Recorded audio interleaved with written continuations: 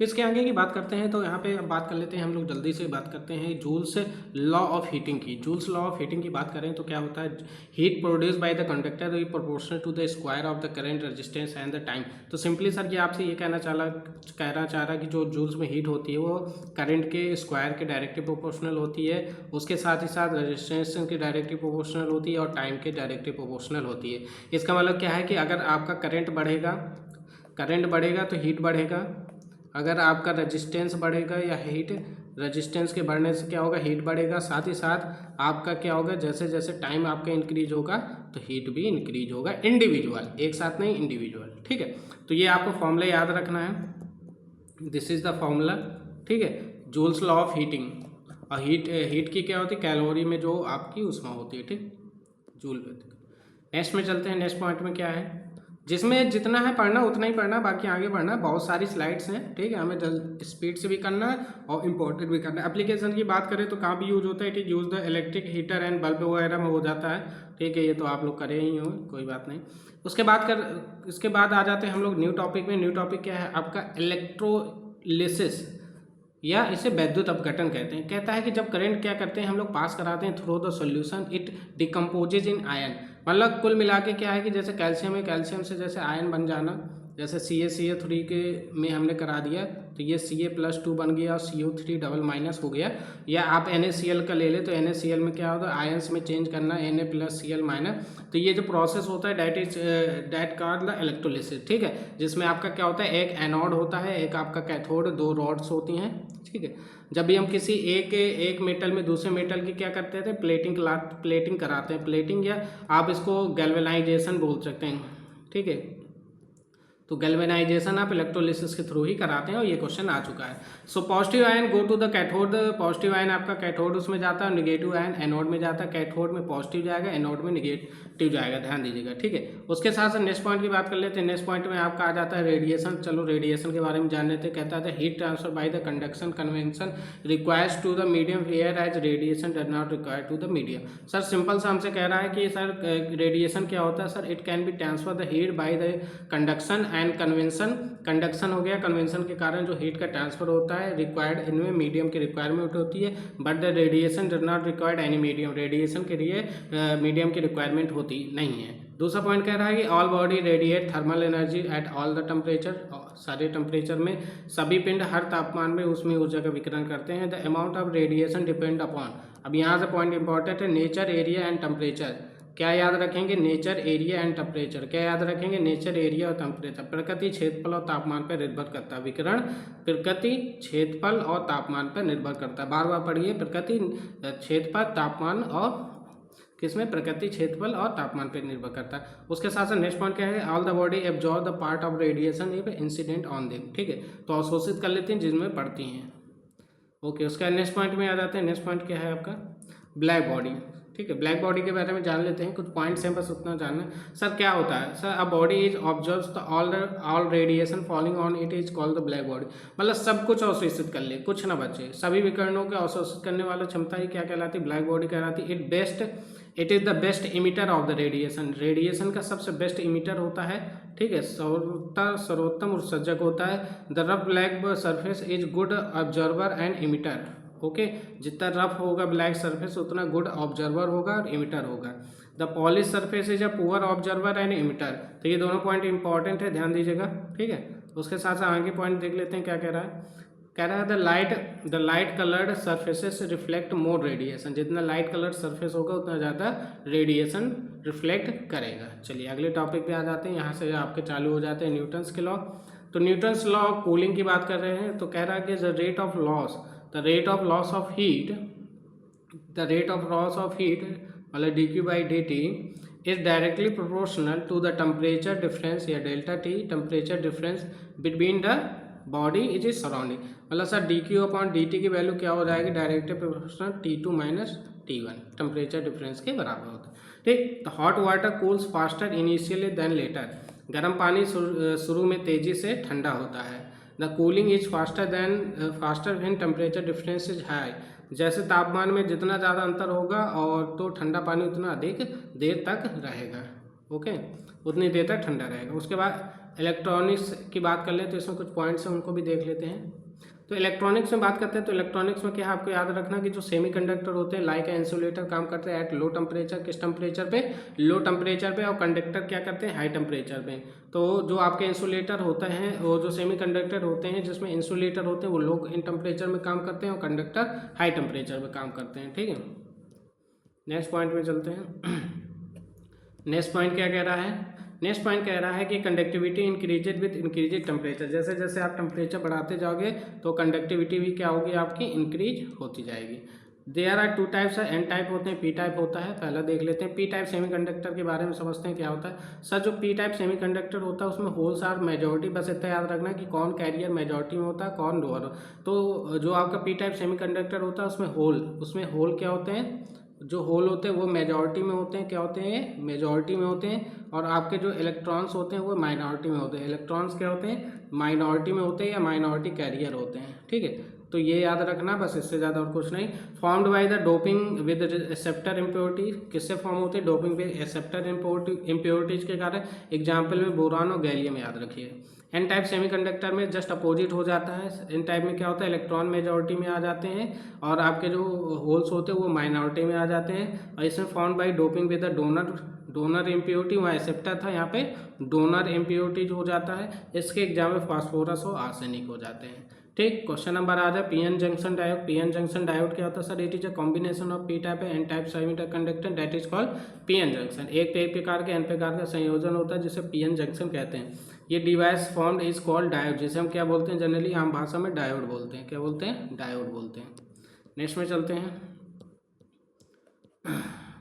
Jenner diode. Jenner diode को देखो, it is use for the voltage regulator के लिए यूज करते हैं। टाइम रिलेटेड क्या कह रहा है, टर्म्स रिलेटेड टू डायोड से क्या क्या टर्म्स है रिलेट करते हैं, पॉइंट है देख लीजिए। कह रहा है depletion layer in a region with no charge carrier, कह रहा है इसको डिप्लीशन परत हुआ क्षेत्र जहाँ पे किसी प्रकार का कैरियर नहीं होता, ठीक है sir. Potential barrier is a voltage across the depletion layer. Potential barrier क्या, डिप्लीशन परत पर के पार का वोल्टेज होता है, ठीक है, across the voltage depletion layer, ठीक है। द फॉरवर्ड बायस क्या होता है, forward bias connect P the P side, ठीक है, और पॉजिटिव टर्मिनल, या तो मतलब पी साइड से कनेक्ट होगा या आप कह सकते हो पॉजिटिव साइड से टर्मिनल से कनेक्ट होगा। और ये जो पॉजिटिव साइड टर्मिनल से कनेक्ट होगा ये क्या होता है, that is called the forward bias.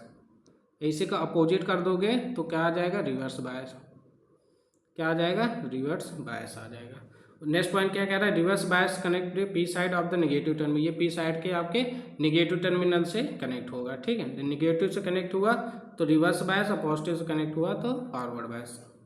Transistor के बारे में कुछ जानकारी। ट्रांजिस्टर क्या होता है, it is a combination of PN two PN junction.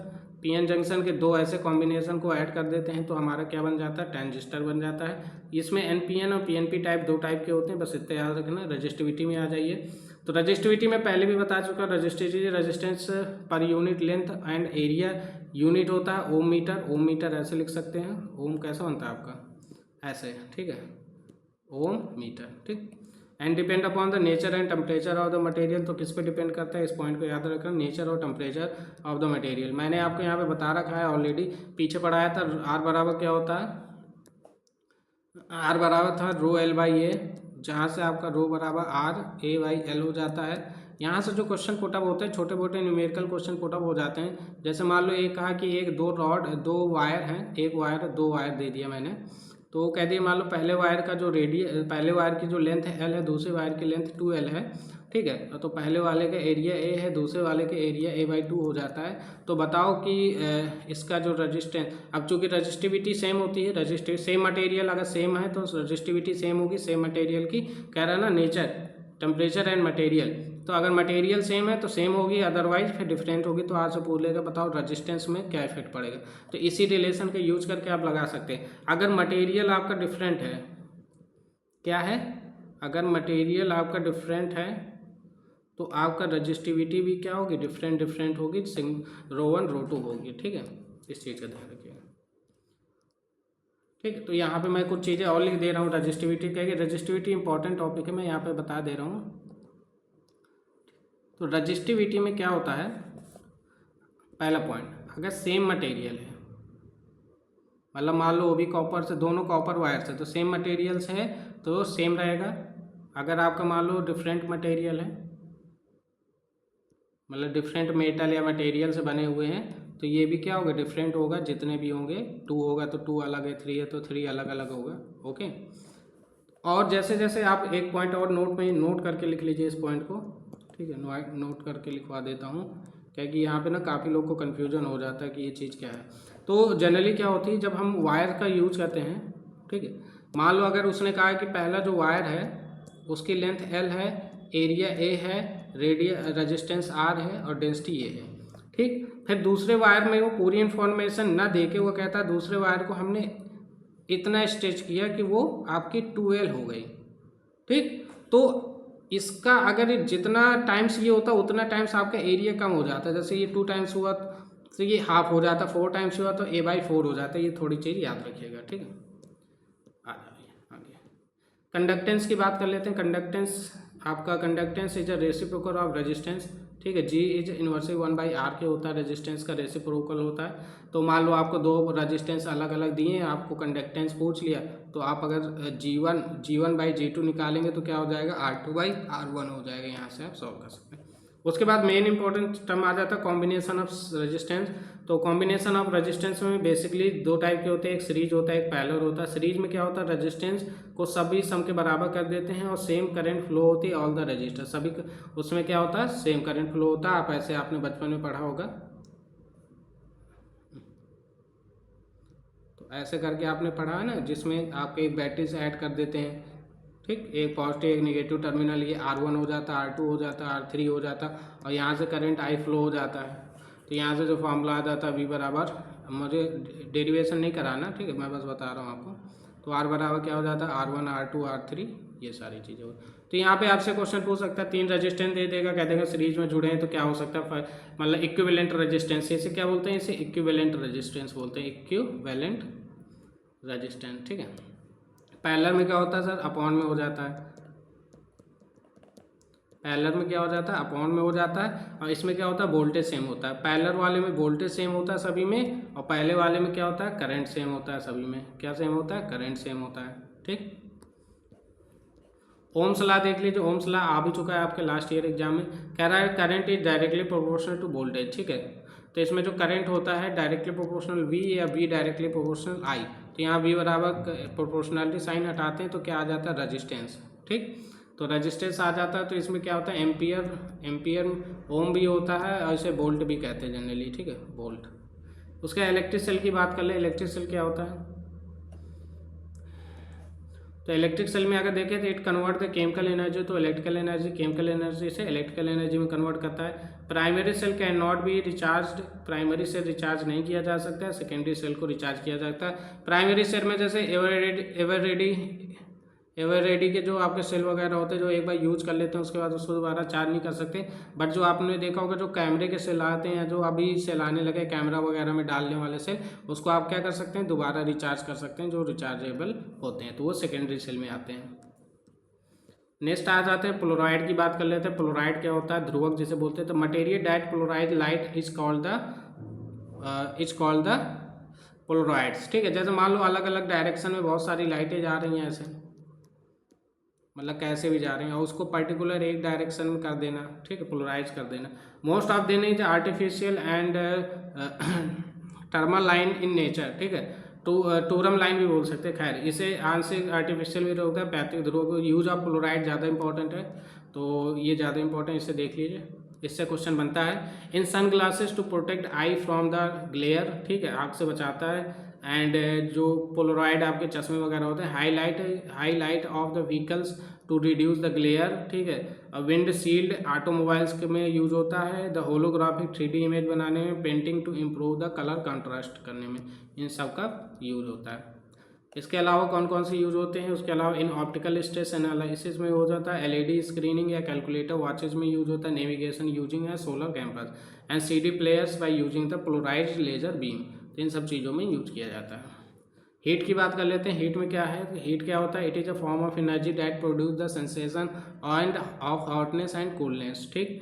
इसकी यूनिट क्या होती है, आप इसे हीट को आप लोग जनरली जूल से भी बता सकते हैं, पीछे बताया है, या कैलोरी में भी बता सकते हैं। याद रखेंगे 1 कैलोरी बराबर क्या होती है, आपका 4.18 जूल होती है, और इसी को आपके 4.2 जूल भी लिख सकते हैं आप, ठीक। टेम्परेचर की बात कर लेते हैं। टेम्परेचर क्या होता है sir? Temperature measures hotness and coldness of the body, ठीक है सर।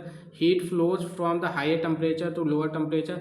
जब भी कोई हीट होगी वो हमेशा क्या होगा? हायर टू लोअर फ्लो होगा, हायर टू लोअर की ओर जाएगी, ठीक, मेंटेन, ताकि वो इक्विलिब्रियम मेंटेन कर सके। स्केल ऑफ टेम्परेचर में सबसे इंपॉर्टेंट हो जाता है सर, 3 प्रकार के होते हैं, सेल्सियस, केल्विन एंड फ़ारेनहाइट। इनका रिलेशन होता है C/10, C/100, K-273 divided by 100 और आपका F-32। तो ये तो ह्यूमन का जनरली ह्यूमन का पूछ लिया जाता है, ह्यूमन का टेम्परेचर तो 37 डिग्री फ़ारेनहाइट या 98 डिग्री सेल्सियस ऐसे होता है, ठीक है। तो इसको देख लीजिएगा एक बार। उसके बाद एब्सोल्यूट जीरो क्या होता है? एब्सोल्यूट जीरो का मतलब क्या होता है? Lowest possible temperature is absolute zero. सबसे लोएस्ट टेम्परेचर होता है वो आपका एब्सोल्यूट जीरो होता है, जो इसकी वैल्यू आती है जनरली माइनस क्या होती है? -273 डिग्री सेल्सियस होती है, ठीक। नेक्स्ट पॉइंट में क्लिनिकल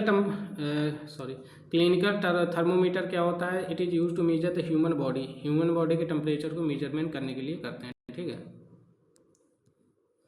थर्मल एक्सपेंशन क्या होता है? थर्मल एक्सपेंशन का मतलब होता है increase the size of the body by heating in thermal expansion. Linear भी हो सकता है, स्फेरिकल, सुपरफिशियल भी होता है, क्यूबिकल भी होता है। तो इसमें जो एक्सपेंशन का दो रिलेशन होता है अल्फा बीटा गामा का 1:2:3 होता है, ये इंटर का है, अगर पूछ लिया तो ठीक है, नहीं तो कोई बात नहीं।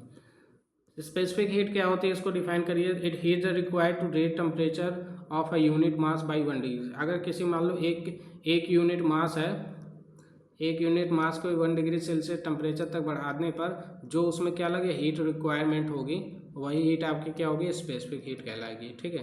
यूनिट लेस होता है, क्या होता है? यूनिट लेस होता है, जिसमें भी स्पेसिफिक आ जाता है यूनिट लेस हो जाते हैं।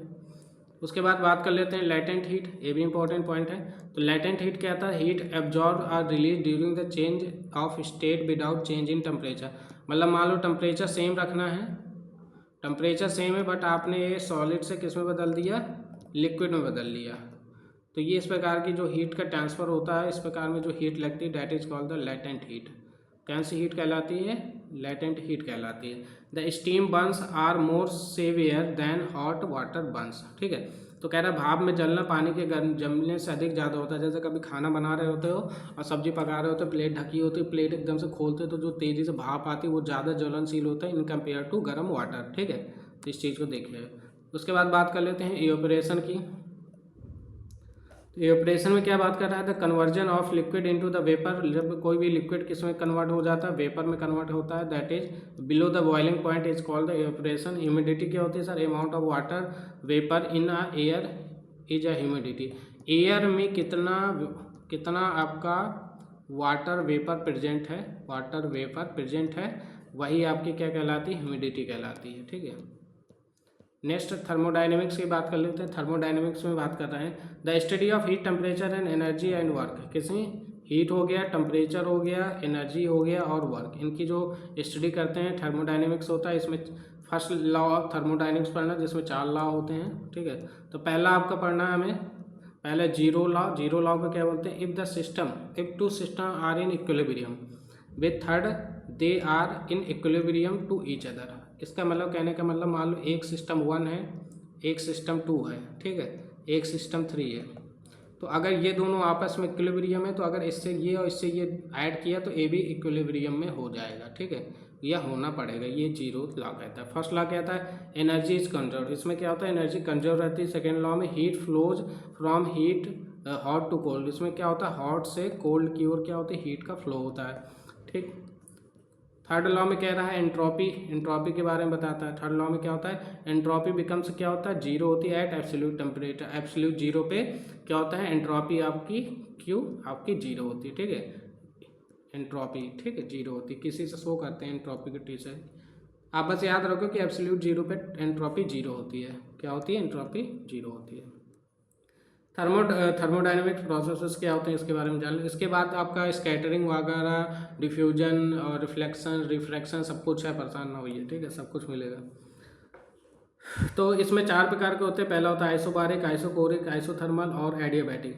देखो, आइसोबारिक प्रोसेस में प्रेशर कांस्टेंट रहता है, आइसोकोरिक में वॉल्यूम कांस्टेंट, आइसोथर्मल में टेम्परेचर कांस्टेंट होता है, एडियाबैटिक में नो हीट एक्सचेंज। अब याद कैसे करेंगे? देखो, बारिक, बारिक से बार, बार किसका होता है, प्रेशर का होता है। आइसोकोरिक, कोरिक का मतलब क्रोमियम, कोरिक का मतलब बिल्कुल अलग है उसका वैल्यूम से, और थर्मल, थर्मल का मतलब टेम्परेचर है, तो ये डिपेंड कर जाता है। एडियाबैटिक में कोई भी एनर्जी का आदान प्रदान नहीं होता है। फॉर्मूले वगैरह की जरूरत नहीं, बेसिक चीज़ें बस नीड है आपको, ठीक है। उसके बाद हीट ट्रांसफर की बात करें, हीट ट्रांसफर में क्या होता है, 3 मोड होते हैं, कंडक्शन होता है, कन्वेक्शन होता है और रेडिएशन होता है। अभी हमने ऊपर इनके बारे में थोड़ा सा जाना था, तो सबसे पहले बात कर लेते हैं कंडक्शन की। तो कंडक्शन क्या होता है, कंडक्शन एंड कन्वेक्शन। कंडक्शन का मतलब होता है चालन, जब हीट क्या होती है, ट्रांसफर होती है without movement of the particle, मतलब पार्टिकल यहीं पे है, पार्टिकल में मूवमेंट नहीं हो रहा मगर हीट का ट्रांसफर हो रहा है, ठीक है। जैसे सॉलिड्स आर गुड कंडक्टर, जिस प्रकार से सॉलिड्स क्या होते हैं, गुड कंडक्टर ऑफ हीट होते हैं। तो सॉलिड्स क्या होते हैं, मूव नहीं कर रहे होते बट हीट का ट्रांसफर कर रहे होते हैं। कन्वेक्शन का क्या मतलब होता है, सब one heat transfer due to movement of the vehicle molecule. इसमें क्या होता है, मॉलिक्यूल के मूव होने से हीट का ट्रांसफर होता है। जैसे AUKUS in liquid and gases, ये जनरली क्या होता है, लिक्विड है, क्योंकि लिक्विड एंड गैसेज जनरली क्या होता है, उसके molecule in compare to gases क्या होता है, मूवमेंट नेचर में होते हैं, क्या होता है, मूवमेंट नेचर में होते हैं। उसके बाद बात कर लेते हैं, आ जाते हैं लेंस में। लेंस के बारे में बात करते हैं, तो लेंस क्या डिफाइन कर रहा है, तो यहाँ पर लेंस की बात करें तो lens is a transparent reflecting medium bounded by the two surfaces होता है। Lenses are two type, concave and convex होता है। कॉन्वेक्स लेंस के बारे में जान लेते हैं पहले। तो सर कॉन्वेक्स में क्या होता है, कन्वर्ज होती हैं पैरेलल रे, जो भी आपके पैरेलल रे आती हैं कॉन्केव, कॉन्वेक्स में क्या होती हैं, सब कन्वर्ज हो जाती हैं, एक पॉइंट में आके मिल जाती हैं, ठीक है। And that point is called the focus. उसी तरह कॉन्केव में क्या होती हैं, जो आपका कॉन्केव लेंस होता है उसमें क्या होता है, जनरली कॉन्केव लेंस में क्या आती हैं, आती तो है रे मगर क्या होती है, टकरा के बाहर निकल जाती हैं, और इसका जो काल्पनिक इमेज होती है, इमेजिनरी रे होती है, वो पीछे जाके मरती है। It divergent ray of light है, image formed virtual and diminish. इसमें इमेज कैसे बनती है, वर्चुअल बनती है एंड डिमिनिश्ड बनती है, ठीक है, रियल नहीं बनती। और इसमें क्या होती है, ऊपर वाले में देख लो, इसमें क्या बनती है, इमेज रियल बनती है, ठीक है, रियल बनती है। Difference between the convex and concave mirror, देखो तो कह रहा है concave convex lens is thicker होता है at middle and thin at the edges, where the concave lens is middle thin होता है और कोनों में क्या होता है आपका मोटा होता है। Convex lens can form the real and virtual image. तो कॉन्वेक्स लेंस कौन सी इमेज बनाती है, रियल और वर्चुअल, और कॉन्केव वाली जो लेंस होता है वो हमेशा क्या फॉर्म करती है, ऑलवेज वर्चुअल इमेजेस फॉर्म करती है। कॉन्केव लेंस इमेज साइज में वेरी, कॉन्वेक्स लेंस की इमेज के साइज वेरी हो जाता है, कम और ज़्यादा हो जाता है, बट जो कॉन्केव लेंस होता है इमेज ऑलवेज भी क्या होता है, स्मॉलर, हमेशा स्मॉलर बनती है, ठीक है। उसके बाद प्रिज्म की बात कर लो। तो प्रिज्म की बात करें आप, prism is a transparent reflecting medium with a plane surfaces, ठीक है, ये बेसिक चीज़ हो गई। अब यहाँ पे देख लो स्पेक्ट्रोस्कोप। स्पेक्ट्रोस्कोप की बात करें तो क्या होता है, spectroscope use to observe the spectrum, बस इतना याद रखना है, स्पेक्ट्रम को मेजर करने के लिए, ऑब्जर्व करने के लिए यूज करते हैं। कलर ऑफ ऑब्जेक्ट के बारे में कुछ जानकारी लेंगे। कलर ऑफ ऑब्जेक्ट की बात करें तो object appears in colour which it reflects, ठीक है। Red object reflect the red light, observe other. Pigment, pigment में क्या होते हैं, तो पिगमेंट क्या होता है, pigment observe some colours and reflect other. Primary colours में आपके होते हैं तो रेड, ब्लू और ग्रीन, ठीक है, RGB RBG, ठीक है, और can not B obtain by the mixing, ये ओरल कलर होते हैं। उसके साथ सेकेंडरी कलर में आपके इस तरह के फॉर्मेशन होते हैं, आप इससे देख लीजिएगा। मैजेंटा रेड ब्लू से मिलता है, येलो रेड ग्रीन से मिलता है, कैनियन सियान जिसे बोलते हैं रेड ग्रीन और ब्लू से मिलता है, वाइट आपका रेड ग्रीन और ब्लू से मिलता है, ठीक। उसके बाद आ जाए scattering of light, very important topic आपके अकॉर्डिंग, एग्जाम के अकॉर्डिंग तो सारे इंपॉर्टेंट है। तो स्कैटरिंग ऑफ लाइट क्या होता है, when the light is scattered in all direction of a by particle, smaller wavelength scattered mode. जितनी ज़्यादा वेवलेंथ क्या होगी आपकी कम होगी, स्कैटरिंग उतनी ही ज़्यादा उसकी ज़्यादा होगी, ठीक है। उसके बाद बात कर लेते हैं इंटरफेरेंस की। देखो जितने पॉइंट में दे रहा हूँ ना उतने ही सफिशिएंट है, ज़्यादा नहीं पढ़ना है यार, कम पढ़ो मगर पूरे पॉइंट पढ़ लो, पूरे टॉपिक कर लो, वो ज़्यादा important. Interference of light, the supervision of light waves, supervision होता है तो प्रकाश तरंगों का अध्यारोपण होता है। Constructive interference is increases intensity, जो कंस्ट्रक्टिव जो संरचनात्मक व्यतिकरण होगा उसमें तीव्रता बढ़ेगी, और जो विनाशकारी व्यतिकरण होगा उसमें तीव्रता घटेगी, मतलब डिस्ट्रक्टिव इंटरफेरेंस डिक्रीज द तो डी से डिस्ट्रक्टिव, डी से डिक्रीज, याद रखना, बात खत्म। Seen a soap bubble and oil film, ये कहाँ पे दिखता है? सोप बबल और ऑयल फिल्म में दिखता है। उसके बाद पोलराइजेशन ऑफ लाइट की बात करें तो क्या होता है? Restriction of vibration of light in one plane, तो प्रकाश के कंपन को एक तल में सीमित करना ही ध्रुवण कहलाता है, ठीक है, पोलराइजेशन कहलाता है। Absorption of light, absorption of light के बारे में जान लेते हैं। तो कह रहे हैं absorption occur when an object absorb light falling on it, ठीक है। If all the light is absorb object appear is black, जिसे ब्लैक बॉडी कहते हैं। ट्रांसमिशन ऑफ लाइट क्या होता है? ट्रांसमिशन ऑफ लाइट्स के बारे में बात करें तो transmission occur when the light passes through an object, उसके साथ साथ such as object is transparent हो जाता है। उसका रिफ्लेक्शन ऑफ लाइट के बारे में देखते हैं। तो रिफ्लेक्शन ऑफ लाइट क्या होता है sir? Reflection occur when the light returns back from the surface, example just like a mirror. अब लॉ ऑफ रिफ्लेक्शन जान लेते हैं क्या होते हैं। तो लॉ ऑफ रिफ्लेक्शन में आपको याद रखना है कि जो एंगल ऑफ इंसिडेंट होता है वो एंगल ऑफ रिफ्लेक्शन के बराबर होता है जब आपका मिरर क्या होता है? प्लेन मिरर होता है। क्या होता है? इन अ प्लेन मिरर, ठीक। The incident ray reflected ray are normal lie on the same plane, तो जैसे आपने ऐसे पढ़ा होगा, ये आई हो गया, ये आर हो गया, ठीक। तो एंगल आई बराबर क्या हो जाता है? एंगल आर क्या हो जाता है, ठीक। बाकी सब आपको पता ही है, इसलिए ज़्यादा कुछ बताने की ज़रूरत नहीं है। टोटल इंटरनल रिफ्लेक्शन TIR होता है, PYQ में आ चुका है, ठीक। तो when the light goes a denser to rare medium it reflect back come into the same medium. मान लो ऐसा होता ना, ऐसा तो पानी रहता था, पहले हम लाइट ऐसे भेजते हैं तो ऐसे टर्न्स हो जाता, फिर हम और भेजते हैं, ठीक है, तो और ऊपर करते हैं तो और होता है। फिर एक समय आता है कि भेजते तो हैं मगर पूरा का पूरा नीचे ही चला जाता, मतलब उसके बाद ऊपर नहीं आती रे, कोई भी ऊपर नहीं आती, ठीक। तो ऐसा कुछ बनता है। तो इतना मैं इसको डिफाइन कर सकता हूँ, बट यहाँ पे नीड नहीं है, जितनी ज़रूरत है मैं उतना बता दे रहा हूँ। The light goes from the denser and rarer medium and reflect back in the same medium, same medium में ही रिफ्लेक्ट बैक होती है तो उसे TIR बोलते हैं। When the angle of incident greater than angle of critical, मतलब angle of incident जब आपका क्रिटिकल एंगल से ग्रेटर हो जाता है तब ये कंडीशन होती है। इसलिए ट्रांसमिशन ऑफ लाइट के बारे में जान लेते हैं। उसके आगे क्रिटिकल एंगल सब कुछ है, परेशान नहीं है। ट्रांसमिशन ऑफ लाइट में क्या होता है? The transmission occur when a light passes through an object and such as object is transparent, ठीक है। रिफ्लेक्शन, अच्छा ये पॉइंट, ये पेज रिपीटेड हो गया क्या?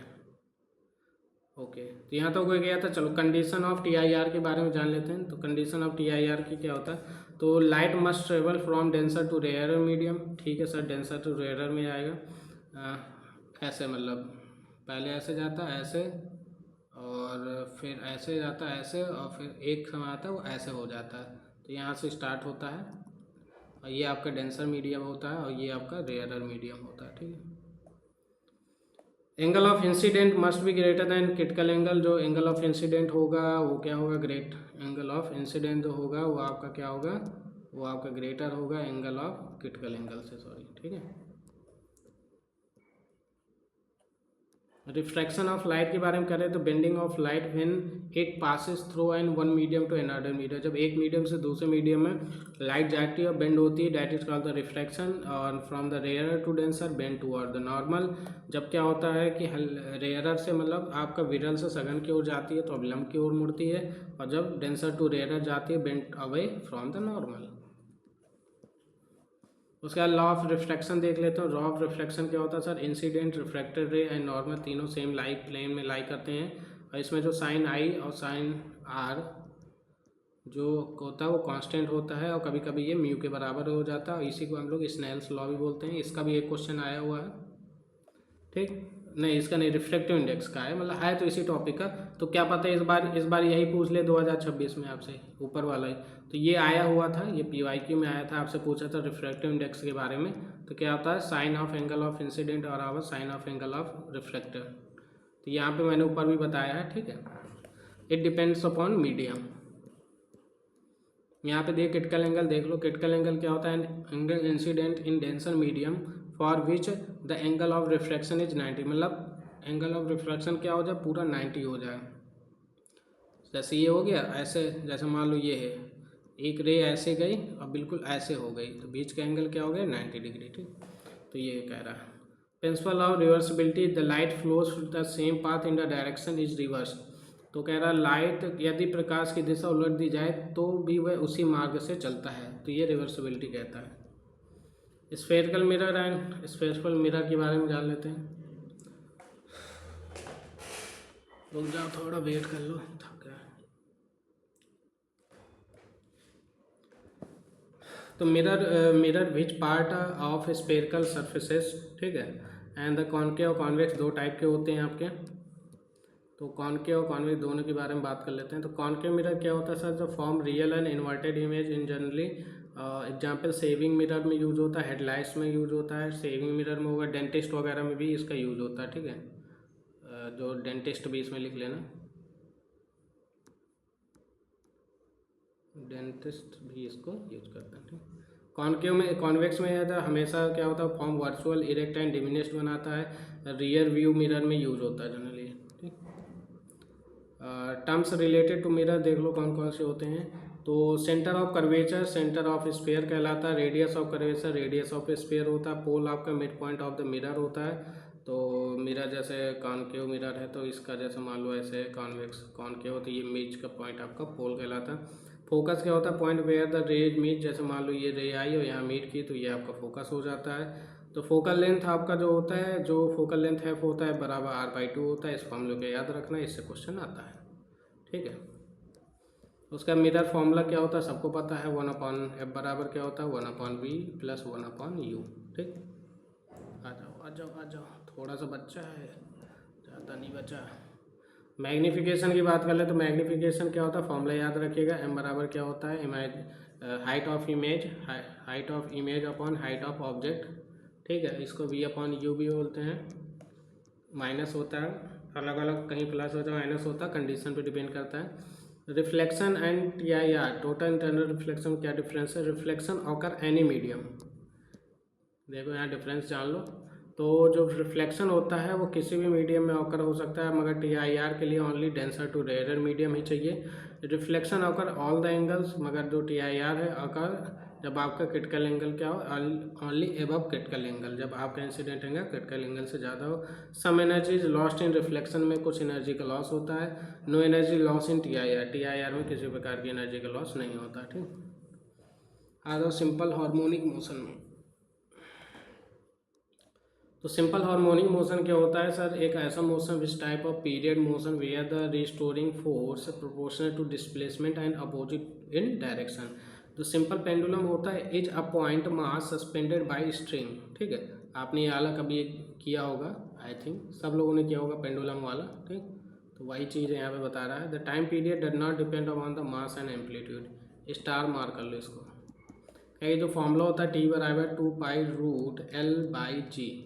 तो भाई सीधा सीधा ये लेंथ पे डिपेंड करता है, किसके? आपके स्ट्रिंग की लेंथ पे, ना ही मास पे ना ही एम्पलीट्यूड में, ठीक है। तो अगर आपका मान लो लेंथ बढ़ेगा तो टाइम पीरियड के, अगर टाइम पीरियड बढ़ेगा तो क्या होगा, लेंथ भी आपकी बढ़ेगी, ठीक है। कुछ तो इंक्रीमेंट होगा, या आप कह सकते हो लेंथ बढ़ने से उसका टाइम पीरियड बढ़ेगा, क्या कि जी भी क्या हो जाता है, कांस्टेंट हो जाता है।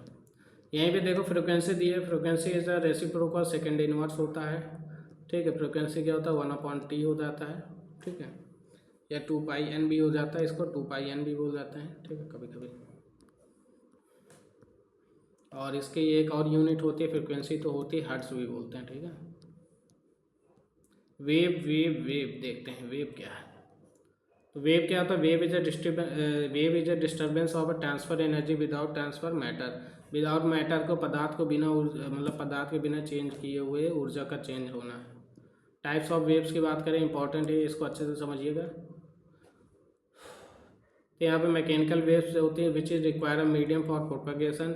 उसके साथ साथ इलेक्ट्रोमैग्नेटिक वेव होती है जिन्हें किसी भी मीडियम की रिक्वायर नहीं होती है। तो मैकेनिकल वेव को होती है और आपको इलेक्ट्रोमैग्नेटिक वेव को नहीं होती। अब देखो ये दो वेव हैं। पहली वेव है ट्रांसवर्स वेव। ट्रांसवर्स वेव कह रहे थे particle vibrate perpendicular to the direction of wave. तो वेव डायरेक्शन ऑफ वेव के परपेंडिकुलर होते हैं, इतना याद रखो। एग्जाम्पल में आपका वेव है वाटर सरफेस में जो आपकी लहरें होती हैं ये सब ट्रांसवर्स वेव होती हैं, ठीक है, जो तालाबों वाबों में जाती हैं। उससे longitudinal wave the particle vibrate in the same direction of the wave, मतलब इसमें परपेंडिकुलर था, इसमें क्या होता है सेम इसी डायरेक्शन में जाता है, ठीक। तो इसमें क्या होता है इट कंसिस्ट द कंप्रेशन और रेयरफेक्शन। कंप्रेशन तो आपने कभी देखा होगा साउंड वगैरह में, तो पहले साउंड कभी देखिएगा ऐसे घना घना होता है फ्रिक्वेंसी, और फिर कहीं पे दूर दूर दूर दूर, फिर घना घना घना घना होता है, और फिर दूर दूर दूर दूर। तो ये कौन सा कराता है, ये कंप्रेशन का, ये कंप्रेशन हो गया, और ये रेयर फ्रैक्शन हो गया। ये क्या हो गया, रेयर फ्रैक्शन हो गया। ठीक है, तो compression rarefaction, compression rarefaction ऐसे बनता जाता है। वेवलेंथ के बारे में देखो बता ही चुका। वेवलेंथ क्या होता है, difference between the two successive crest. तो मान लो ये आपका बन रहा है, तो इन दोनों के बीच का जो डिफरेंस होता है ये लेमडा आपका वेवलेंथ कहलाता है। ठीक है, टाइम पीरियड आपको पता है वन कंप्लीट साइकिल करने में जो होता है। वी बराबर क्या होता है, एन इंटू लेमडा या एफ इंटू लेमडा। वी बराबर एफ इंटू लेमडा भी होता है, वी बराबर एन इंटू लेमडा भी होता है, जहाँ पे एफ क्या है या एन क्या है, ये फ्रिक्वेंसी हो जाती है, ये आपकी वेवलेंथ हो जाती है। ठीक, ये वेलोसिटी या स्पीड कह लो, स्पीड हो जाती है। कह रहा है the sound is produce by the vibrating body. ठीक है, वाइब्रेट होने पे प्रोड्यूस होता है। साउंड क्या है, वेरी वेरी इंपॉर्टेंट, साउंड क्या है, साउंड क्या है, ये साउंड है लॉन्गिट्यूडनल वेव। साउंड कैसा है, लॉन्गिट्यूडनल वेव है, इंपॉर्टेंट है। साउंड कैसा है आपका, लॉन्गिट्यूडनल वेव होती है। क्या होती है sound, longitudinal. Speed in air, sound की स्पीड इन एयर होता है 332 मीटर पर सेकेंड। ठीक है, एयर में इसकी स्पीड क्या होती है साउंड की, 332 मीटर पर सेकेंड। तो इसकी एक टेबल होती है जिसमें अलग अलग स्पीड दी होती है। तो आप एयर में, वाटर में, लिक्विड में मतलब, और सॉलिड में, इन तीनों का याद रखिएगा। मैंने कई जगह एग्जांपल वगैरह जब प्रैक्टिस सेट कराया तो बताया है। टाइप ऑफ साउंड की बात कर लेते हैं, तो यहाँ पे थोड़ा देखते हैं। तो टाइप ऑफ साउंड की बात करें तो यहाँ पे infrasonic sound less than 20 hertz होता है, ऑडिबल साउंड 20 to 20,000 हर्ट्ज होता है, अल्ट्रासोनिक में आपका मोर देन 20,000 हर्ट्ज हो जाता है। उसके बाद सोनिक बूम क्या होता है, सोनिक बूम क्या होता है sir, sound produce by the supersonic. जो सुपरसोनिक एयरक्राफ्ट वगैरह होता है उन्हें सोनिक बूम कहते हैं। और हियर्ड अ लाउड एक्सप्लोजन, ठीक है, तेज धमाके के साथ सुनाई देता है। उसके बाद रिफ्लेक्शन ऑफ साउंड की बात करें तो रिफ्लेक्शन ऑफ साउंड में sound reflect from the surface, surface से रिफ्लेक्ट होता है। इको क्या होता है, साउंड और इको में थोड़ा डिफरेंस होता है। ठीक है, इस चीज़ को ध्यान दीजिए। तो इको क्या होता है sir, reflected sound heard after delay 0.1 second के बाद अगर सुनी गई परावर्तित ध्वनि ही प्रतिध्वनि कहलाती है। ठीक है, तो आपको बस याद रखना, इको का टाइम याद रखा 0.1 सेकेंड। अब ये कहाँ पे यूज़ होता है, is use to measure the distance and depth. ठीक है, तो जो आपके आउल होते हैं ना, आउल कह रहा हूँ, अरे चमगादड़ जो होते हैं, चमगादड़ जो होते हैं ना, तो वो क्या करते हैं, इको साउंड ही तो निकालते हैं। तो इको साउंड क्या होता है, टकरा के वापस आता है, जिससे उन्हें ऑब्स्टेकल के बारे में पता चल जाता है। ठीक है, उसके बाद बात कर लेते हैं अल्ट्रासोनिक की। तो अल्ट्रासाउंड की क्या होता है, फ्रिक्वेंसी ग्रेटर देन 20,000 हर्ट्स होती है, और usual medical imagination or ultrasonography में यूज करते हैं। Used in sonar to detect depth, sonar detect depth वगैरह जो मेजरमेंट करते हैं ना हाइट से कि कितनी डेप्थ में है, तो ये सब सोनार के द्वारा मेजरमेंट करता है। जैसे सी वगैरह में जनरली यूज होता है। Use to detect the cracks and metals में कैसे क्रैक्स वगैरह है, तो उनको भी डिटेक्ट करने में काम आता है। ठीक है, उसके बाद अल्ट्रासोनोग्राफी क्या होती है, ये एक प्रकार की टेक्निक होती है which produce the image in internal organ. Internal organ की जो इमेज प्रोड्यूस करने की एक टेक्निकल होती है, जैसे यूज्ड फॉर हार्ट में होता है, किडनी में होता है, लीवर डायलिसिस करने में। ठीक है, सोनार क्या होता है, सोनार क्या है, एक प्रकार का navigation and depth measurement device है। कहाँ पे, सी में। डॉपलर इफेक्ट के बारे में जान लेते हैं। तो कह रहा है जो change in frequency due to relative motion between the source and observer. Source और ऑब्जर्वर के बीच में जब कोई रिलेटिव मोशन होता है तो उसमें जो फ्रिक्वेंसी का चेंज होता है that is called the Doppler effect. तो अप्रोचिंग है तो फ्रिक्वेंसी आ रहा है तो फ्रिक्वेंसी क्या होगी, बढ़ेगी। अगर क्या रिसीडिंग है, दूर जाने पे फ्रिक्वेंसी घटेगी। अरे सिंपल है ना, जैसे मान लो आपके यहाँ पे मान लो ये टावर बना हुआ है। क्या बना है, टावर। ठीक, और आप ये मोबाइल टावर है, मान लो मोबाइल टावर है। अब क्या होता है, पहले आप पहाड़ में हो, मान लो आप यहाँ पे हो पहाड़ में, तो यहाँ पे फ्रिक्वेंसी क्या होगी, कम होगी। ठीक है, क्योंकि दूर हो, मतलब रिसीडिंग कंडीशन में है। और जैसे जैसे आप पास उतर के मान लो अब आप यहाँ आ गए, तो आप क्या हो गए, एक अप्रोचिंग कंडीशन में आ गए, मतलब पास आ गए। तो पास आ गए तो फ्रिक्वेंसी क्या हो गई आपकी, फ्रिक्वेंसी क्या होगी आपकी, बढ़ जाएगी। ठीक है, तो ये टिप है। लाइट के बारे में जान लेते हैं। लाइट क्या होती है sir, light is a form of electromagnetic energy. It travel 3 × 10⁸ metre per second. Light can reflected and observe, तीनों चीज़ें हो सकती हैं। ठीक, नेक्स्ट में मेजरमेंट ऑफ प्रेशर। 2 टॉपिक और बचे फिर ख़त्म हो जाएगा। ठीक, मतलब 20 मिनट में कोशिश करेंगे ख़त्म कर देंगे। तो इम्पॉर्टेंट है यार, इससे ना 3 to 4 क्वेश्चंस आए हुए हैं, मैं बता देता हूँ। PYQ में 3 to 4 क्वेश्चन MCQ में आए हुए हैं, ठीक है।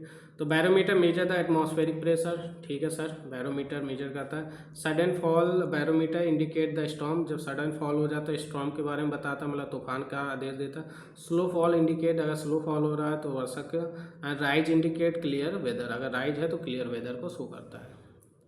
पास्कल्स लॉ के बारे में बात कर लेते हैं। तो पास्कल्स लॉ क्या होता था, pressure applied at a point in a liquid transmitted equally in all direction. मान लो कि कहीं एक पॉइंट में पानी के नीचे अगर किसी पॉइंट में अगर हमें प्रेशर निकालना हुआ तो जो प्रेशर होता है उस पर्टिकुलर पॉइंट में हर जगह से क्या लग रहा होगा, सेम लग रहा होगा, ठीक है, हर जगह से सेम लग रहा होगा। जब पास्कल लॉ, जैसे आपका हाइड्रोलिक लिफ्ट हो गया, ब्रेक प्रेशर, तो इसका यूज़ क्या करें, इसका यूज़ कहाँ पे करते हैं, जैसे मान लो कि हमें किसी गाड़ी को उठाना है, ठीक, तो हम क्या करते हैं, ऐसे यूज़ करते हैं ना, यहाँ पे पानी भर देते हैं पूरा, और यहाँ पे क्या है कि पिस्टन लगा होता है, और पिस्टन के ऊपर गाड़ी वगैरह, कोई भी गाड़ी वगैरह रखी होती है ऐसे, ठीक है। तो हम यहाँ से क्या करते हैं, अब देखो यहाँ पे क्या है आपका, फिर F1 लग रहा है, एरिया A1, यहाँ पे F2 हो जाएगा और एरिया A2 हो जाएगा। तो यहाँ पे F1 बाई प्रेशर का formula force by area, F1 by F2, F2 by A2। तो यहाँ प्रेशर बराबर होता है चूँकि पास्कल्स लॉ के अकॉर्डिंग दोनों पॉइंट में, तो इससे हम क्या आसानी से क्या निकाल सकते हैं, फोर्स निकाल सकते हैं। इफेक्ट ऑफ प्रेशर क्या हो सकता है, क्या क्या इफेक्ट हो सकते हैं प्रेशर के, तो कह रहा है कि melting point increase, melting point increases with pressure, pressure जैसे जैसे बढ़ेगा तो मेल्टिंग पॉइंट इंक्रीज होगी सम सब्सटेंस, ठीक है। तो melting point decreases for a substance like ice, अगर आइस है तो अगर आपको उसको क्या करोगे, उसका गलनांक बढ़ाओगे, ठीक है, गलनांक बढ़ाओगे, बढ़ाने पे क्या होगा, उस पदार्थ का क्या होगा, सॉरी गलनांक घटाओगे तो उस मतलब आपका प्रेशर पे इफेक्ट करेगा, मेल्टिंग पॉइंट डिक्रीज होगा। अगर आप किसी सब्सटेंस को कह रहा है बर्फ के, एक मिनट क्या हो रहा है, रुको, कह रहा बर्फ जैसे पदार्थों का गलनांक दाब बढ़ाने पर क्या होता है, प्रेशर जब इंक्रीज करेंगे तो क्या होगा आपका, घटेगा, ठीक है। And the boiling point increase with pressure, जैसे प्रेशर बढ़ाओगे तो आपका क्या हो जाएगा, जो बॉइलिंग पॉइंट है वो क्या होगा, इंक्रीज होता है, ठीक। ग्रेविटेशन के बारे में बात कर लेते हैं। कह रहा है energy mass attract every each other mass, ठीक है। तो ग्रेविटेशन में बस एक फॉर्मूला याद रखो, G m1m2/r², ठीक, जो कि नीचे दिए, force A product of the mass and inversely square of the distance. तो ये फॉर्मूला याद रखेंगे बस, ये आपका ग्रेविटेशनल यूनिवर्सल ग्रेविटेशनल एक्सेलरेशन है, ठीक है, कांस्टेंट है, ठीक है। उसका एक्सेलरेशन ड्यू टू ग्रेविटी की बात कर रहा है, तो ड्यू टू ग्रेविटी एक्सेलरेशन क्या होता है, इस फॉर्मूले को भी याद रखेंगे, Gm/r², ऊपर वाले फॉर्मूले से ही निकल कर आया है। जी की वैल्यू जनरली क्या होती है, 9.8 मीटर पर सेकेंड होती है, और अगर मैं बात करूँ मून में कितनी होती है, तो मून में G/6 होती है अपने अर्थ के, ठीक, मतलब nearly 1 point something. Mass and weight क्या होता है, तो यहाँ पे एक पॉइंट जान लो, मास क्या होता है, पहली बात मास कभी भी चेंज नहीं होता है, नो चेंज, ठीक है, चाहे आप अर्थ में रहो, अर्थ में भी मास क्या होगा, m होगा, और अगर मून में जा रहे हो तो भी मास, या किसी प्लानट जा रहे हो तो मास सेम ही रहना है। मगर जो वेट है, वेट यहाँ पे अगर m बराबर mg होता है, ठीक है, तो वेट यहाँ पे W1 है, तो यहाँ पे वेट क्या हो जाएगा, W2 हो जाएगा, मतलब mg2 हो जाएगा, ठीक है, क्योंकि यहाँ पे g हो जाएगा और यहाँ पे क्या हो गया, मान लो G/6 हो जाएगा, ठीक। तो W बराबर क्या होता है, m into g, weight is force due to gravity and varies, ठीक है, मास कांस्टेंट रहता है मैटर का। हाँ, देखो भैया ये थोड़ा पॉइंट देख लो फिजिक्स का। तो अगर कोई बॉडी वेट इन लिफ्ट, अगर लिफ्ट इज रेस्ट, अगर रेस्ट में है तो जो पूरा का फोर्स है पूरा का पूरा W बराबर mg के बराबर लगेगा। अगर लिफ्ट ऊपर की ओर जा रही है, अपवर्ड जा रही है, तो वेट क्या होगा, ऐड ऑन हो जाता है, आपका जो वेट होता है और जो लिफ्ट का होता है। अगर डाउनवर्ड जा रही है, अगर लिफ्ट डाउनवर्ड जा रही है तो जो आपका उसका लिफ्ट का वेट होता है उसमें आपके वेट को घटा दिया जाता है, ठीक है। अगर मान लो कहीं भी चुपकी नहीं, फ्रीली फॉल हो रही, तो उस कंडीशन टोटल वेट 0 हो जाता है, ठीक। स्केप वेलोसिटी क्या होता है, स्केप वेलोसिटी √2g/r होती है, और जनरली क्या होती है 11.2 किलोमीटर पर सेकेंड, ठीक। इस स्पीड से अगर किसी को फेंक दो तो वो ग्रेविटी से मुक्त हो जाता है। केपलर्स लॉ के बारे में जान लेते हैं। तो केपलर ने लॉ दिए थे, move the planet move elliptical orbit. Kepler के अकॉर्डिंग इलिप्टिकल ऑर्बिट में मूव करते थे planet. Equal area and equal time होता था। यहाँ पे जो रिलेशन होता है टाइम और रेडियस के बीच में कि टी स्क्वायर क्या होता है r³ के बराबर होता है, इस चीज़ को ध्यान रखेंगे। उसके बाद वंडरवॉल फोर्स क्या होता है, the force of attraction between the moleculars is called the van der Waals force and ये एक प्रकार के वीक फोर्स होते हैं। इलास्टिसिटी के बारे में देख लेते हैं। इलास्टिसिटी क्या होता है, ability to regain original shape after deformation, मतलब अगर आपने खींचा और छोड़ दिया तो अपने आप ओरिजिनल शेप में आ जाए, इलास्टिक होता है। स्ट्रेस स्ट्रेन कर्व क्या होता है, इसे हुक्स लॉ ने बनाया था, हुक्स लॉ भी बोलते हैं। हुक्स लॉ में क्या होता है कि जो आपका स्ट्रेस होता है, अभी नीचे है शायद, stress is directly proportional to strain होता है, ठीक है। ये सब आप लोगों ने पढ़ा होगा। स्ट्रेस क्या होता है, फोर्स अपॉन एरिया होता है, न्यूटन पर मीटर स्क्वायर इसकी यूनिट हो जाती है। जो स्ट्रेन होता है, स्ट्रेन जो होती है डेल्टा L/L, ये आपका यूनिट लेस होती है, ध्यान रखिएगा। स्ट्रेन क्या होता है, यूनिट लेस होती है। उसके हुक्स लॉ होता है, stress is directly proportional to strain, और स्ट्रेस क्या होते हैं सिग्मा से शो करते हैं ई, और स्ट्रेन को आप ऐसे बोल सकते हैं। तो जो आपकी ई होता है स्ट्रेस अपॉन स्ट्रेन, और इसको बोलते हैं मॉडुलस ऑफ इलास्टिसिटी। क्या बोलते हैं, मॉडुलस ऑफ इलास्टिसिटी। और ये हर मटेरियल के लिए इसकी अलग अलग होती है। तो इलास्टिक मटेरियल क्या होते हैं, regain original shape after removing force, बिल्कुल बढ़िया है। प्लास्टिक मटेरियल क्या होते हैं, do not regain original shape, मान लो खींचा उसके बाद चेंज नहीं हो रहा है, मतलब अपने ओरिजिनल शेप में नहीं आ रहा है। Ductile material it can be drawn into the wire, पतले पतले वायर में चेंज करना। डक्टिलिटी, डक्टाइल कह लो या डक्टिलिटी, ये एक प्रॉपर्टी होती है मटेरियल की, ठीक है। तो डक्टिलिटी हो गया, जैसे कॉपर हो गया, एल्युमिनियम हो गया।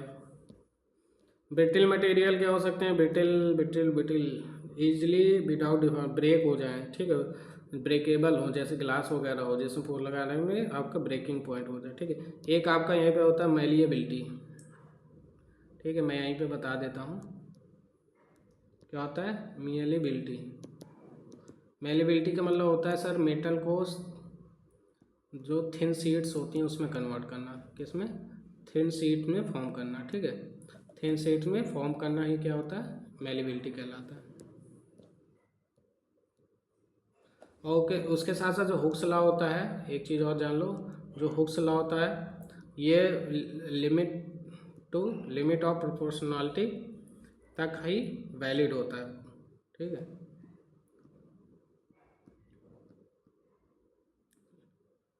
या इलास्टिक लिमिट ऑफ इलास्टिक, अरे क्या लिख रहा हूँ, रुक जाओ एक सेकेंड, ये कहाँ तक वैलिड होता है, इलास्टिक लिमिट ऑफ प्रोपोर्शनलिटी, ठीक है, तब वैलिड होता है। मतलब ऐसे इसका ग्राफ होता है, आप लोगों ने पढ़ा होगा इसलिए मैंने नहीं बताया, ऐसा करके बंदा ना, तो यहीं तक ही वैलिड होता है, ठीक है, ठीक है। ये लिमिट ऑफ प्रोपोर्शनलिटी बोलते हैं ना। उसके बाद वर्क की बात कर लेते हैं। अच्छा, सेफ्टी फैक्टर क्या होता है, breaking stress upon working stress, इसको ऐसे याद रखना, breaking stress upon working stress. Work की बात कर लेते हैं, work is done when the force causes displacement. अगर किसी काम को करने पे किसी, मतलब आपने किसी बॉडी पे फोर्स लगाया और बॉडी क्या कर गई, डिस्प्लेस कर गई। मान लो ये कोई बॉडी है जिसमें आपने F फोर्स लगाया और बॉडी यहाँ से यहाँ आ गई, ठीक है, तो ये इसमें क्या हुआ, डिस्प्लेसमेंट हुआ, तो इससे यहाँ पर आने में जो काम करेगा वही वर्क हो जाएगा। तो इसका फॉर्मूला क्या होता है, F/S होता है, और इसमें आप कॉस FS कॉस थीटा भी लिख सकते हैं, ठीक है। यूनिट क्या होती है, जूल भी होती है इसकी यूनिट, ठीक है, और इसका न्यूटन मीटर भी यूनिट होती है, तो बहुत सारी होती हैं। और अगर इसका डायमेंशन फॉर्मूला mL/2 होती है। जितने भी एनर्जी होता है सबका यही होता है, बहुत सबका नहीं, मतलब बिल्कुल। पावर की बात करें तो power rate of doing work, ठीक है, किसी कार्य को करने की क्षमता, तो P बराबर W/G जूल पर सेकेंड होता है, और इसको हम वाट भी बोल देते हैं, ठीक। तो वाट भी होती हैं, तो 1 किलो वाट आपने घरों में पढ़ा देखा होगा, बिजली वगैरह में ज़्यादातर यूज होता है, 1000 वाट होता है, ठीक। इसकी एक यूनिट kWh होता है, जिसमें हमारा किलोवाट आवर होता है, ठीक है, जब हम किलोवाट आवर में मेजर करते हैं। एनर्जी की बात कर लेते हैं, तो एनर्जी क्या होता है, एनर्जी आपका जोश बनाए रखना भैया, energy is the capacity to do work, कार्य करने की क्षमता। अच्छा, ऊर्जा, कार्य करने की क्षमता हो गई, वही आपके पावर के बराबर तो जूल ही होता है, काइनेटिक एनर्जी। तो काइनेटिक एनर्जी क्या होती है? ड्यू टू मोशन, मोशन में आने के कारण। तो काइनेटिक एनर्जी क्या का फॉर्मूला होता है? Half M B square, half M B square, और मोमेंटम के टर्म में पी स्क्वायर बाई 2m होता है। पी इसका मोमेंटम होता है, क्या होता है? मोमेंटम के टर्म में, ठीक है, मोमेंटम। उसके साथ साथ वर्क एनर्जी थ्योरम क्या होती है? वर्क एनर्जी थ्योरम में जो आपकी टोटल काइनेटिक एनर्जी होती है और पोटेंशियल एनर्जी, वो मतलब sorry change in kinetic energy बराबर होता है काइनेटिक एनर्जी जो फाइनल होती है माइनस काइनेटिक एनर्जी इनिशियल, ठीक। तो इसका रेशियो तो half M V minus U. तो इस पर छोटे छोटे क्वेश्चन आ सकते हैं, इसलिए करा रहा हूँ। Next potential energy. Potential energy क्या होती है? जब कोई बॉडी ऊपर है तो वहाँ पे उसकी क्या होती है? पोटेंशियल एनर्जी होती है, और जब ये छोड़ी जाती है ऊपर से, फेंकी जाती है, तो उसमें क्या आ जाती है? काइनेटिक एनर्जी आ जाती है। तो पोटेंशियल एनर्जी mgh होता है, इसलिए ग्राउंड में काइनेटिक एनर्जी सबसे ज़्यादा होती है, इसलिए पोटेंशियल एनर्जी की वैल्यू 0 हो जाती है। क्यों? क्योंकि पोटेंशियल एनर्जी का जो फॉर्मूला होता है वो mgh होता है, और h की वैल्यू यहाँ पे 0 हो जाने के कारण काइनेटिक एनर्जी, पोटेंशियल एनर्जी की वैल्यू पूरी 0 हो जाती है, ठीक है। फॉर्म ऑफ एनर्जी की बात कर लेते हैं। तो form of energy, energy due to random motion of particle होता है। Internal energy due to molecular motion होता है। Electrical energy due to flow of charge होता है। Chemical energy due to chemical bonding होता है, ठीक है। न्यूक्लियर एनर्जी की बात कर लेते हैं। तो nuclear energy release in nuclear reaction से होती है। मास एनर्जी इक्विवेलेंस E बराबर mc² आइंस्टीन वाला ये फॉर्मूला याद रखिए। Mass and energy are interchangeable, क्या होते हैं? इंटरचेंजेबल होते हैं। Conservation of energy, conservation of energy, energy can be neither created nor be destroyed, can be change in form, एक फॉर्म से दूसरे फॉर्म में चेंज कर सकते हैं। मशीन क्या होती है सर? मशीन के बारे में देख लो। मशीन क्या होता है? वर्क टू लेस एफर्ट, ठीक है, काम करने। तो मैकेनिकल एडवांटेज क्या होता है? लोड अपॉन इफेक्ट होता है, ठीक। एक्स्ट्रा ऐड कर दिया है, बाई चांस पूछ ले। वेलोसिटी रेशियो क्या होता है? डिस्टेंस, क्योंकि टेक्निकल टर्म से रिलेटेड, distance moved by effort to distance moved by load. उसका था एफिशिएंसी, क्या हो जाता है? एफिशिएंसी सर क्या होता है? तो एफिशिएंसी का मतलब फॉर्मूला होता है, एफिशिएंसी का फॉर्मूला याद रखिएगा, जो यूजफुल वर्क होता है, useful work divided by total work, ठीक। इसमें मैकेनिकल एडवांटेज अपॉन यही, ठीक।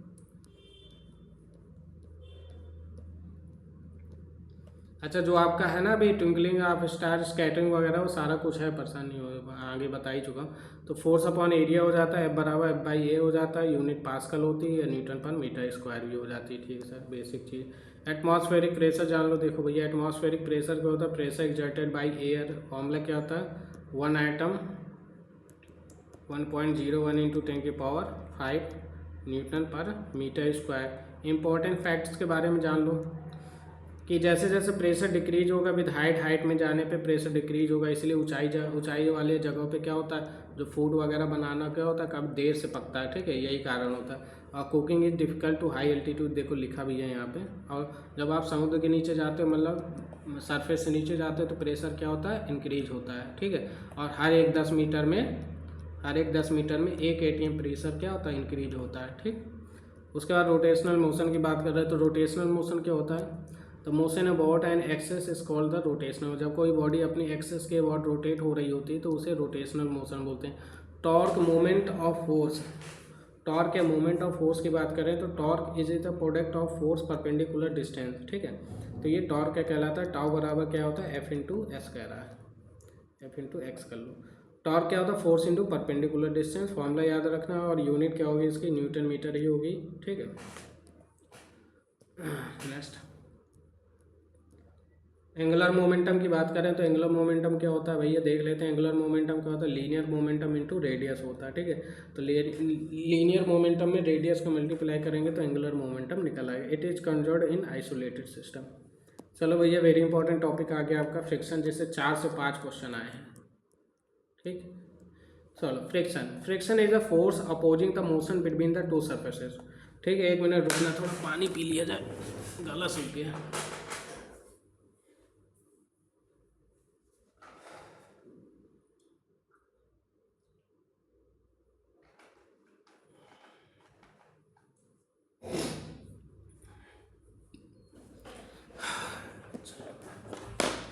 पानी पीना ज़रूरी है। तो तो यहाँ पे हम बात कर रहे हैं फ्रिक्शन की। तो फ्रिक्शन क्या होता है, the force opposing the motion between the two surfaces. ठीक है सर, जैसे मान लो ये बॉडी रखी है और बॉडी यहाँ आगे बढ़ रहा है, तो फ्रिक्शन फोर्स कहाँ पे लग जाता है, अदर साइड लग जाता है यहाँ। ठीक है, it depends upon the mass and roughness of the surface. ठीक है sir, friction increases with increasing the roughness of, तो फ्रिक्शन इंक्रीज होगा जैसे जैसे रफनेस इंक्रीज होगा या मास इंक्रीज होगा। ठीक है, okay. Type of friction very important, type of friction ये वेरी इंपॉर्टेंट है। कह रहा है स्टैटिक फ्रिक्शन होता है, लिमिटिंग फ्रिक्शन होता है, डायनेमिक फ्रिक्शन है, उससे भी PYQ आया है, एक नहीं 2 PYQ आए हुए हैं। तो static friction when body is at rest, और लिमिटिंग फ्रिक्शन में मैक्सिमम स्टैटिक फ्रिक्शन होता है। Dynamic friction when body is moving. Order of friction याद रखिए, सबसे ज़्यादा रोलिंग होता है और स्लाइडिंग उससे कम होता है, सबसे ज़्यादा लिमिटिंग फ्रिक्शन। तो रोलिंग फ्रिक्शन सबसे कम होगा, उससे ज़्यादा आपका स्लाइडिंग फ्रिक्शन होगा, सबसे ज़्यादा लिमिटिंग फ्रिक्शन होता है। ठीक है, घूर्णन, सर्कन और सीमांत। ठीक, उसके बाद रिडक्शन ऑफ फ्रिक्शन देख लेते हैं। तो रिडक्शन ऑफ फ्रिक्शन की बात करें, by polishing of surfaces, by lubricating, इससे कर सकते हैं कम, या बाल बीयरिंग, ये आपका PYQ आ चुका है। ठीक, तो हो सकता है इस बार ये पूछ ले, इन दोनों में से पूछ ले 2026 में। तो बाई यूजिंग द बाल बीयरिंग वी कैन रिड्यूस या रिडक्शन, रिड्यूस हो सकता है फ्रिक्शन। ठीक है, अब इंक्रीज द फ्रिक्शन कैसे करेंगे फ्रिक्शन की, by using the sand and slippery, ये भी आपका PYQ आ चुका है कि सैंड वगैरह जो जगह है उसमें चलना क्यों कठिन है, कहीं भी वहाँ पे आपका क्या होता है, फ्रिक्शन ज़्यादा होता है। ठीक है, तो ये भी आपका तो हो सकता है इस बार 2026 में ये पूछ ले। By making the roughness of surface, ठीक है, रफनेस ऑफ द सरफेस। तो सारे पॉइंट मोस्ट इंपॉर्टेंट है आपके एग्जाम पॉइंट ऑफ व्यू से, और जो यहाँ तक आ गया है नो डाउट उसने काफ़ी पेशेंस रखा है, तो उसको बहुत कुछ मिला। ठीक है, इतना कुछ मिल गया कि फिजिक्स में अगर कोई क्वेश्चन आता है तो ये नहीं कहोगे कि सर कुछ बहुत ही अलग आ गया है। ठीक है, work is done when the force is causes displacement. Work का फॉर्मूला क्या होता है, F×S होता है, पीछे भी बता चुका हूँ ये। ठीक है, 1 जूल बराबर क्या होता है, 1 newton 1 metre. Work can be positive, negative and zero. Work क्या हो सकता है, पॉजिटिव, निगेटिव भी एंड जीरो भी हो सकता है। ठीक है, जैसे मान लो अगर आप कोई सर्कुलर मोशन में मूव कर रहे हो और A पॉइंट से स्टार्ट किया, दोबारा A पॉइंट में आ गए, ठीक, तो वहाँ पे जो वर्क डन हो जाएगा क्या हो जाएगा, जीरो हो जाएगा, क्योंकि डिस्प्लेसमेंट कुछ होगा, इनिशियल फाइनल पॉइंट सेम होगा। पावर की बात कर लेते हैं। पावर क्या होता है sir, power rate doing work, work upon time, ये ऑलरेडी हो चुका है। बट फिजिकल क्वांटिटीज के बारे में देख लेते हैं। फिजिकल क्वांटिटीज के बारे में देख लो। Physical quantity vector have a magnitude and direction. ठीक है सर, एग्जांपल में जैसे डिस्प्लेसमेंट हो गया, वेलोसिटी हो गया, एक्सेलरेशन हो गया, फोर्स, ये सब वेक्टर क्वांटिटी हैं। Scalar have only a magnitude. ठीक है, एग्जांपल क्या हो सकता है, डिस्टेंस हो गया, स्पीड हो गया, वर्क हो गया, एनर्जी हो गया, तो ये सब किस में आ जाते हैं, स्केलर क्वांटिटी। लीनियर मोमेंटम आपका क्या होता है, लीनियर मोमेंटम होता है मास इंटू वेलोसिटी। ठीक है, P बराबर m/v। ठीक, जो आपका काइनेटिक एनर्जी का फॉर्मूला बताया था ना, P²/2m। ठीक, तो यहाँ से ये P वही है। इम्पल्स क्या होता है, इम्पल्स क्या होता है, चेंज इन मोमेंटम। तो अगर I से भी शो करते हैं तो चेंज इन मोमेंटम। तो large forces for a short time produces the impulse. तो जब लार्ज फोर्स से शॉर्ट टाइम के लिए अप्लाइड होता है तो वो इम्पल्स जनरेट करता है। जैसे आपने कभी देखा होगा कि जब आप दीवार पे क्या लगा रहे होते हैं, कीली लगा रहे होते हैं, तो जब आप हथौड़े से एकदम से मारते हैं तो ये इम्पल्सिव फोर्स लगता है, वहाँ पे क्या लगता है, इम्पल्सिव फोर्स लगता है कम समय के। इनर्शिया की बात कर लेते हैं उसके बाद। Inertia is the inability to change state, it depend upon the mass. ठीक है सर, और जितना ज़्यादा मास होगा उतना ज़्यादा इनर्शिया, क्योंकि I बराबर mr² होता है। I यहाँ पे क्या हो गया, इनर्शिया हो गया। ठीक, यूनिट क्या होता है, मीटर, मास किलोग्राम मीटर स्क्वायर। ठीक, न्यूटन्स फर्स्ट लॉ PYQ में आ चुका है ये। तो फर्स्ट, सेकेंड, थर्ड, इससे फिर से दो लास्ट टाइम क्वेश्चन आया था, 2 अब भी आएंगे। The body remains at rest the uniform motion unless act upon by forces. ठीक है, तो रेस्ट में रहेगी जब तक कोई फोर्स नहीं लगा रहे उस पर। इनर्शिया, लॉ ऑफ इनर्शिया भी बोलते हैं इसे, लॉ ऑफ इनर्शिया भी बोलते हैं। ठीक, द इनर्शिया ऑफ रेस्ट यही कह रहा है, body resist the change of from rest and example जैसे fruits fall in branch is second. ठीक है, इनर्शिया इन मोशन, मोशन में क्या कर रहा है, मोशन में कैसे लगेगा। The body resist change in motion, body क्या करेगी, जो मोशन को चेंज का विरोध करती है। जैसे passenger falls forward when train stop, या जब आपकी बस स्टॉप होती है तो आप देखते हो अब आगे की ओर धक्का लग जाता है, ठीक है, क्योंकि आप पीछे रहना चाहते हो। Inertia in a direction, direction के तौर पे देखा जाए तो कह रहा है कि बॉडी रेजिस्ट करेगी चेंज द डायरेक्शन, बॉडी हमेशा क्या करती है, अपनी डायरेक्शन चेंज करने का विरोध करेगी। जैसे mud flies tangentially from the wheel, तो जैसे पहियों से कीचड़ स्पर्श रेखा दिशा में रगड़ता है, ठीक है। जनरली जो पहिया कीचड़ वगैरह होता है ना, तो वो मूवमेंट करने के बजाय स्लिप करना ज़्यादा चालू करता है। उसका न्यूटन सेकेंड लॉ आपका, तो न्यूटन सेकेंड लॉ क्या शो करता है, force rate of change in momentum होता है, ठीक है, मोमेंटम वाला F बराबर ma। उसके बाद बात कर लेते हैं न्यूटन्स थर्ड लॉ। न्यूटन्स जो थर्ड लॉ होता है, every action is equal and opposite reaction, force acted on a pair में लगते हैं।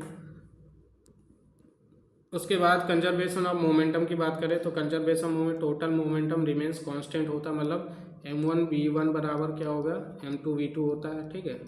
मतलब मान लो दो बॉडी हैं, तो बॉडी के यहाँ पे मास m1 है, यहाँ पे m2 है, और u1 है, u2 है, और टकराने के बाद क्या हो गई, एक साथ हो गई, तो यहाँ पे m1 हो गया, m2 हो गया, यहाँ पे टकराई और फिर क्या हो गए, ये फिर अलग हो गए, तो ये m1 हो गया, ये इसकी वेलोसिटी v1 हो गई, ये m2 हो गई, इसकी वेलोसिटी v2 हो गई। तो यहाँ पे ये जो फॉर्मूला बनता है m1 u1 बराबर m2 u2 बराबर m1 v1 बराबर m plus m1 m2 v2, तो ये आपका कंजर्वेशन ऑफ मोमेंटम है। तो before collision and after collision equal होता है। यूनिफॉर्म सर्कुलर मोशन क्या होता है, तो कह रहा है the motion in a circular path with a constant speed, ठीक है। जब कांस्टेंट स्पीड से कोई सर्कुलर पाथ में मूव करता है तो आपका यूनिफॉर्म मोशन होता है। Centripetal acceleration act toward the centre, PYQ में आ चुका है, ठीक है। मिल्क वाला जो कर्ड निकालने का प्रोसेस होता है, सेंट्रीपिटल फोर्स, ठीक है। तो ये आपका क्या होता है, A बराबर v²/r, जो फॉर्मूला होता है सेंट्रीपिटल फोर्स का, डायरेक्ट क्या हो जाता है, F बराबर mv²/r।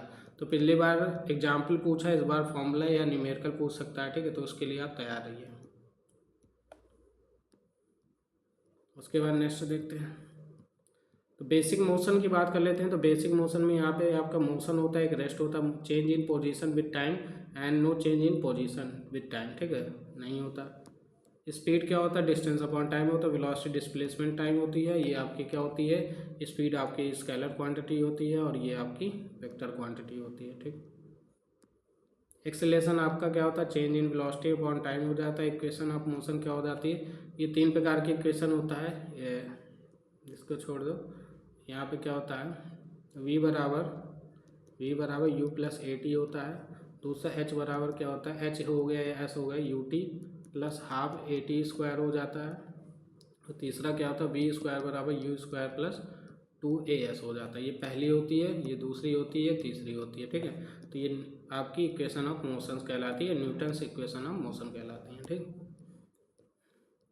तो ये ग्राफ हो गया है। ग्राफ में क्या कह रहा है कि अगर straight line in displacement time, तो यूनिफॉर्म वेलोसिटी होगी तब होता है। ग्राफ बात कर रहा है, स्लोप क्या होता है, वेलोसिटी को शो करता है। वेलोसिटी टाइम स्लोप जो होता है वो एक्सेलरेशन शो करेगा, ठीक है, क्योंकि भाई velocity, change in velocity upon time क्या होगा, एक्सेलरेशन ही तो होता है, ठीक है। और जब आपका डिस्प्लेसमेंट डेल्टा एस है, अगर डेल्टा एस अपॉन टाइम होगा तो ये वेलोसिटी होगा, तो इसको स्लोप शो करेगा। ये टाइम हो गया, ये डिस्टेंस हो गया, मान लो ऐसे जा रहा है तो ये जो थीटा बन रहा है ये स्लोप ही तो बन रहा है, तो ये एस हो गया, ये टी हो गया।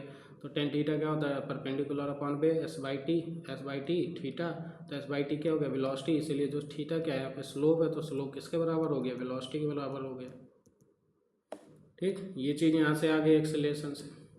उसके साथ साथ तीसरा क्या होता है, एरिया ग्राफ, जैसे एरिया अंडर द ग्राफ, तो एरिया अंडर द ग्राफ क्या देगा आपको, डिस्प्लेसमेंट देगा। मान लो पर्टिकुलर एरिया है यहाँ तक, तो ये आपका क्या देता है, आपका डिस्प्लेसमेंट प्रोवाइड कराएगा, ठीक है। तो आई होप आपकी PDF ख़त्म। तो भैया ये थी पूरी फिजिक्स, जो कि बहुत मेहनत लगी इसे सॉर्ट आउट करने में, क्योंकि देखो हर एक बुक में बहुत ज़्यादा दिए हैं, मगर हमें अपने एग्ज़ाम पॉइंट ऑफ व्यू से, ASWM के जो एग्ज़ाम पॉइंट ऑफ व्यू से पढ़ना था, उसके अकॉर्डिंग मैंने कुछ पॉइंट्स रख दिए हैं। भैया तो नहीं कहूँगे कि 100% हो गया, बट इतना श्योर है भैया कि 12 से 15 नंबर कहीं नहीं गए तुम्हारे, ठीक। बाकी देखो जो फिजिक्स होता है ऑलरेडी सेंस पे काम करता है, कुछ आपका दिमाग यूज होगा, कुछ फॉर्मूले से न्यूमेरिकल बनेंगे, कुछ टॉपिक से एग्जाम्पल बनेंगे, तो उन सब चीज़ों में बेस्ड होगा।